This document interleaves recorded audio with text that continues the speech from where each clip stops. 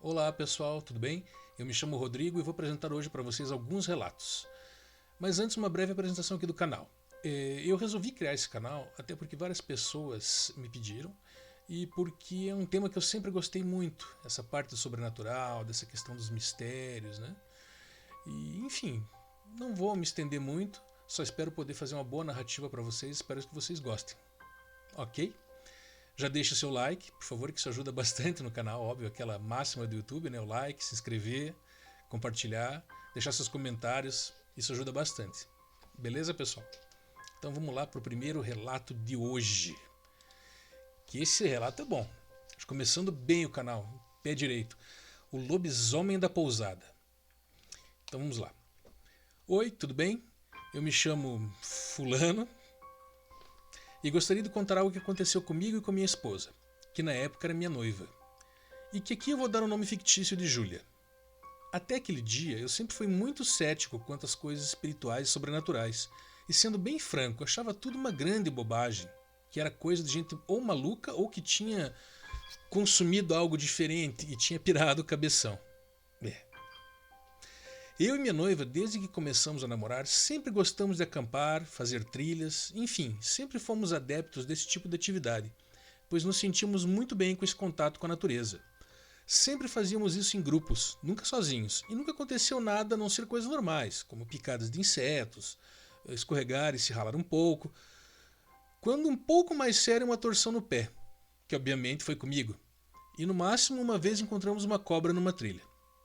O tempo foi passando e as obrigações da vida foram aumentando e fomos cada vez mais deixando de fazer esse tipo de atividades. Já fazia quase um ano desde a nossa última aventura, que foi fazer uma trilha até uma cachoeira. Estávamos sentindo vontade desse contato com a natureza, mas na época, com o trabalho e faculdade sobrecarregando tanto eu quanto ela, estava complicado conciliarmos um final de semana para fazermos isso. Porém, em um determinado feriado daqueles de meio de semana, ambos teríamos esse dia para poder descansar sem se preocupar com trabalhos de faculdade e faculdade. Eu fiquei sabendo de uma pousada no meio do mato, na Serra do Mar, e comentei com a Júlia que pelo menos poderíamos ir para lá usufruir de uma noite e um dia juntos à natureza, coisa que agradou muito. Isso foi coisa de uns 3 dias antes do feriado. Pensei que estava muito em cima, mas resolvi entrar em contato com a pousada e felizmente não estava tendo uma grande procura. Talvez por ser um feriado em plena quarta-feira, mas ok. Reserva feita, mulher avisada, só organizar as coisas para irmos. No dia combinado, saímos do trabalho, cabulamos a aula de terça-feira na faculdade e fomos para a pousada. Pô, cabulamos, fazia tempo que não escutava essa. Dirigimos por cerca de 1 hora até lá. Chegamos, fizemos o check-in e fomos jantar. Afinal, só fomos com uma mochila, já queríamos somente pernoitar e passar o dia e já voltar. Comemos e então fomos para o nosso quarto. A disposição dessa pousada era a seguinte: uma casa grande, onde era a parte administrativa, e um salão onde eram servidas as refeições. E os quartos eram tipo uns chalezinhos individuais, onde para cada um existia uma trilha. Eram vários desses chalezinhos, cada um em uma determinada distância entre si e a uma distância ainda maior da parte administrativa. Guardem essa informação. Fomos levados então até o nosso chalé por um funcionário da pousada e percebemos que o nosso parecia ser o que era mais distante em relação aos outros. Mas tudo bem, ainda assim dava para ver a administração. A coisa acho que de uns 80 metros. O chalezinho era nada mais que um quarto bem espaçoso com um banheiro ao lado, com um guarda-roupas, uma TV na parede, uma mesinha com 2 cadeiras. Diria até que é muito parecido com um quarto de motel, mas muito espaçoso e decorado. Enfim, um ambiente bem agradável. Havia somente uma janela, com aquelas venezianas de madeira que, se fechadas... Se fechadas? Com aquelas frestas... Ah, entendi. Que ele colocou aqui ficou um pouco confuso, mas que quando você fecha a veneziana fica aquelas frestas que dá para entrar um ar. Com a janela propriamente dita aberta. Beleza. Deixa eu ver aqui. Ah, sim. Nos acomodamos e na cama ligamos a TV e ficamos juntinhos, curtindo a nossa folga merecida. Ficamos mais um tempo assim, namoramos um pouco, aquela coisa, né? Sim. Já devia ser por volta de meia-noite e Júlia foi tomar um banho. No banheiro havia uma janela daquelas pequenas redondas que abrem como um basculante e ela fechou para tomar seu banho. Enquanto isso, eu aproveitei e abri a veneziana para aproveitar e fumar um cigarro.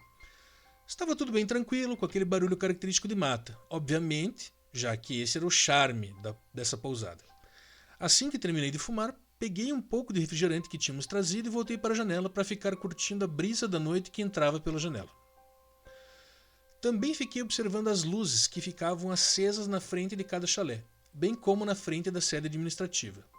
Alguns chalés só dava para saber que estavam lá por conta das luzinhas no meio do mato, e a frente da sede conseguia observar melhor, pois a trilha até o nosso chalé, apesar de ser irregular, deixava a janela de frente em direção à sede. Estava entretido nos meus pensamentos quando comecei a escutar uns barulhos de galhos e movimentação no mato, como que do lado e perpendicularmente também meio que para trás do nosso chalé. Entendi. E no cantinho assim. Ao mesmo tempo senti um cheiro meio esquisito, meio que de carniça, e pensei que talvez fosse algum bicho mesmo do mato andando por ali. Mas estranhei aquele fedor.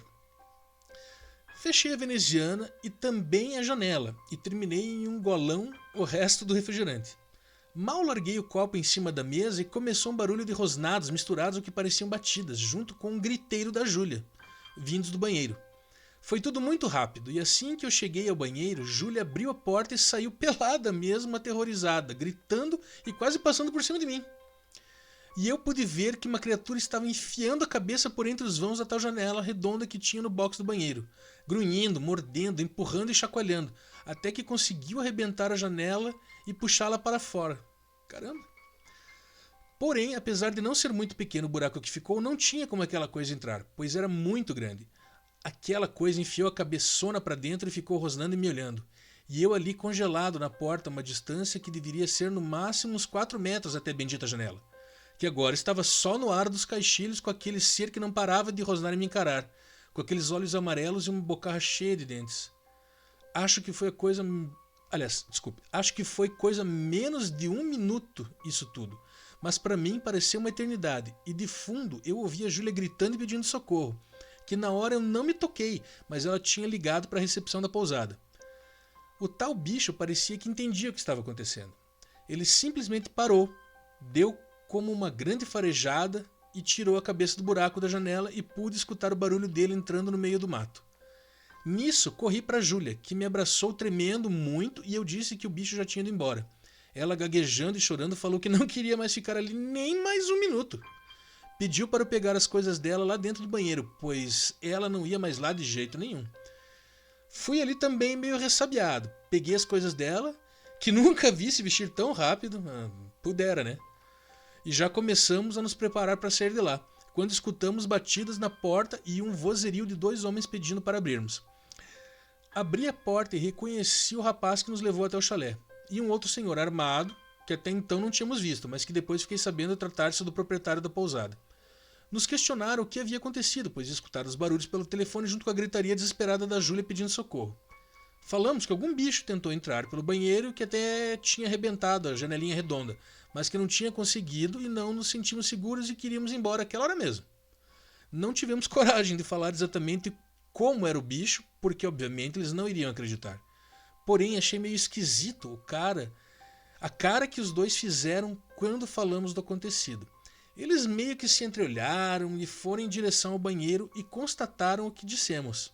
Disseram para ficarmos em outro chalé, que era muito tarde, que aquilo provavelmente era uma onça e que nada mais aconteceria. Mas até parece, né, que depois disso iríamos conseguir dormir ou muito menos relaxar. Colocamos nossos calçados, juntamos o restante das coisas que tínhamos trazido e voltamos com eles pela trilhazinha até a casa principal da pousada. Lembra que falei da distância? Então, na volta, nos sentimos aterrorizados, mesmo com a companhia dos 2 homens, e nisso fiquei pensando, mas por que o homem veio já de arma na mão? Voltamos, olhando ao redor, e num dos outros chalés, que era um pouco mais observável, quando estávamos quase terminando a trilha, pude ver por uma fração de segundo um par de olhos amarelos do lado, por onde provavelmente refletia um pouco da luz que ficava na entrada do chalé.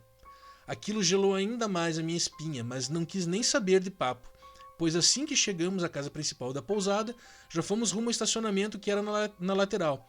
sendo acompanhados pelos 2 homens, que a essa altura do campeonato já me parecia saberem do que se tratava. Sei lá, pode ser coisa da minha cabeça, pois a adrenalina estava a 1000, mas ainda com a última visão dos olhos do que certamente era aquela coisa. Ainda mais com a última visão dos olhos do que certamente era aquela coisa. Entramos no nosso carro, nos despedimos dos 2, que pediram desculpas pelo ocorrido, nos desejando boa viagem de volta e que tomássemos cuidado com a estrada aquela hora. Saímos rapidamente pela estradinha, que era felizmente bem curta até a BR, e então retomamos nosso caminho de volta para casa. No carro ficamos no silêncio por um certo tempo, até começarmos a nos acalmar mesmo, sabendo que estávamos em segurança. Foi quando a Júlia me perguntou o que eu vi, pois ela me contou que assim que terminou de sair do box, ela escutou a janela se abrindo e dando aquele estrondo que eu escutei da janela batendo, e viu as mãos e garras de um bicho que se esticaram até ela, que começou a gritar e então abriu a porta e saiu correndo, que foi quando nos encontramos. Ela mesma não viu direito o bicho como eu vi. Tomei coragem e contei para ela o que eu tinha visto, e que para mim aquilo era um lobisomem. Surpreendentemente, ela não achou que eu estava maluco, pois pelo pouco que ela viu, foi o suficiente para acreditar no restante do que eu contei. Começamos então a analisar melhor tudo o que ocorreu, principalmente no modo de agir do atendente e do dono da pousada. Por que ele já veio de arma em punho? E aquelas entreolhadas entre os 2? Será que sabiam de algo mais do que parecia? Aquela história de onça pareceu também muito forçada. Ficamos discutindo tudo isso até o restante do caminho para casa. Que chegamos era por volta das 1h40 da manhã. Prometemos manter essa história só para nós, para não passarmos por loucos, e Júlia obviamente concordou. Ela dormiu em minha casa o restante da noite. Essa época ainda não morávamos juntos. Mas tivemos uma noite péssima, pois ambos acordamos diversas vezes com o nosso subconsciente nos fazendo lembrar em sonho o que tínhamos vivido poucas horas antes. Graças a Deus, no dia seguinte já estávamos mais tranquilos e voltamos a dormir normalmente. Porém, de vez em quando, principalmente eu, tenho pesadelos com aqueles olhos amarelos que ficaram me encarando naquela curta distância. Depois disso, nunca mais duvidei dessas coisas, mas até hoje fico pensando o porquê daquilo aconteceu daquela forma e o que aquele bicho queria com a gente. Somente nos assustar? Nos atacar de fato? Agradeço a Deus também nada ter acontecido com a Júlia, pois vai que ela demora mais um minuto no banho. O que poderia ter acontecido? Enfim, esse é o meu relato. Muito obrigado por ler ele e muito sucesso para o seu canal. Muito obrigado, eu que agradeço você ter enviado esse relato muito bacana para nós. E aí, pessoal, essa realmente foi complicada. Imagine, você tá curtindo ali tranquilinho, né, querendo passar um dia e uma noite agradável ali numa pousada bem bacana, que como eles relataram aqui, e de repente, que nem ele falou, acontece uma coisa que ele jamais imaginaria que acontecesse dentro dele ser cético também. Mas então, é bem curioso, eu não duvido, eu realmente não duvido dessas coisas, principalmente porque tem muitos relatos muito parecidos com essa descrição, até bem mais descritos ainda do que ele, né? Essa questão do cheiro que ele falou e tudo mais, mas acho que por ter sido muito rápido até esse encontro que ele teve ali, o impacto foi muito grande assim, né? Mas realmente muito legal essa história, gostei bastante.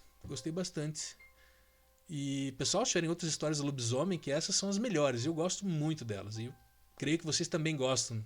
Então mande para o nosso canal.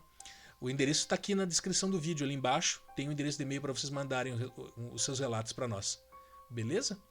Vou contar mais 2 relatinhos para vocês. Um é bem pequenininho aqui, mas acho válido que mandaram para nós aqui. Chama-se Histórias Verdadeiras. Vamos lá então. Este ano, no Dia dos Pais, estava me preparando para ir ao cemitério para levar flores para o meu pai, que é falecido desde 2018. Um domingo com muita chuva. Quando abri a porta da cozinha, estava na porta um jogo de bicho que ele tinha feito. O mais estranho é que estava chovendo muito e o papel estava seco.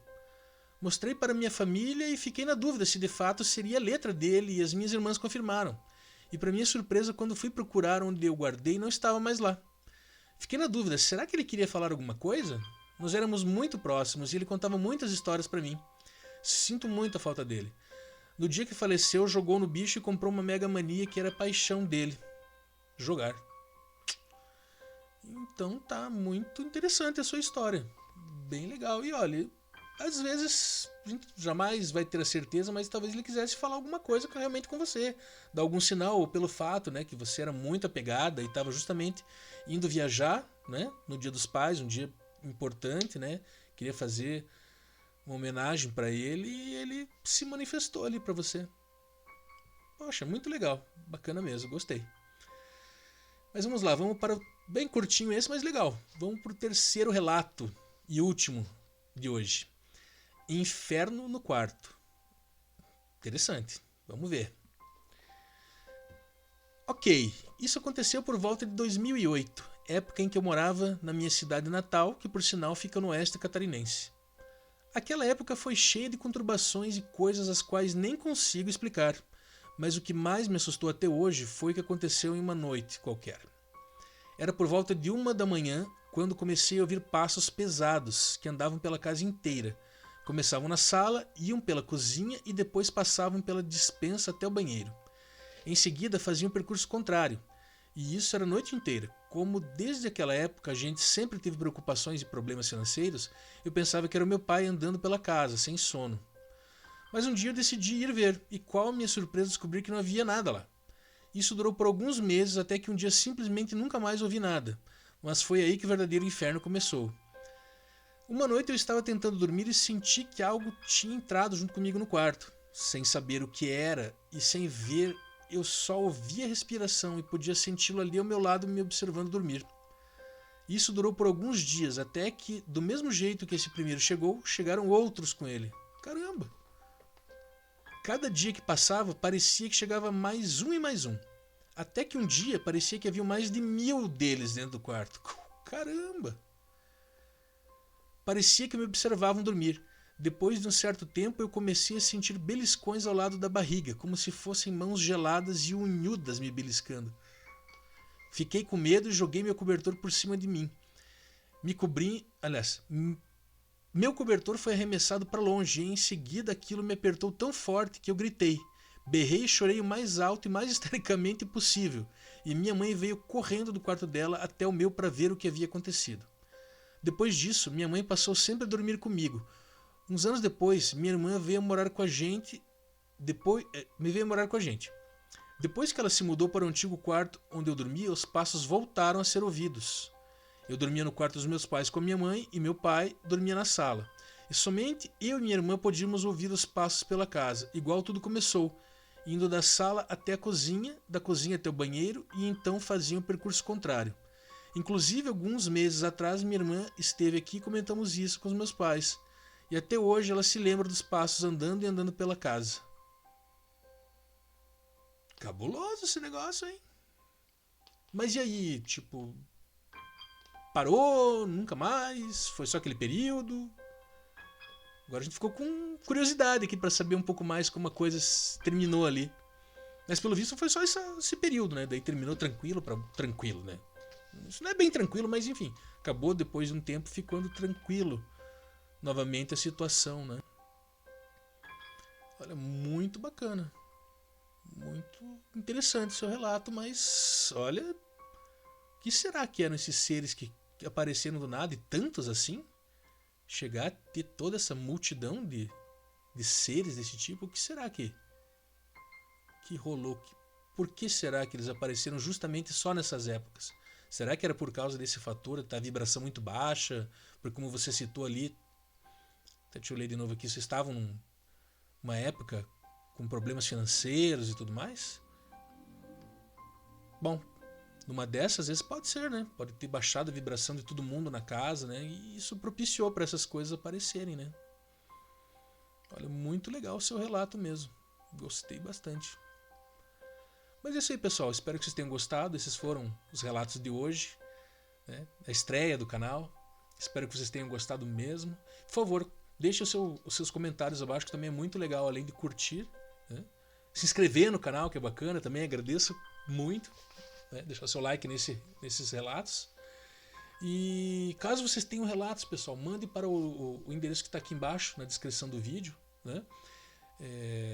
assombrações.verdadeiras@gmail.com. Na verdade, assombracões, né? Sem o cedilha e sem o tiozinho ali. assombracões.verdadeiras@gmail.com. Beleza? Então é isso, pessoal. Por hoje ficamos só com esses. Só não, né? 3 relatos bem legais, né? E próximo vídeo teremos, espero eu, alguns relatos tão bons ou melhores que esses. Beleza, pessoal? Muito obrigado e até a próxima.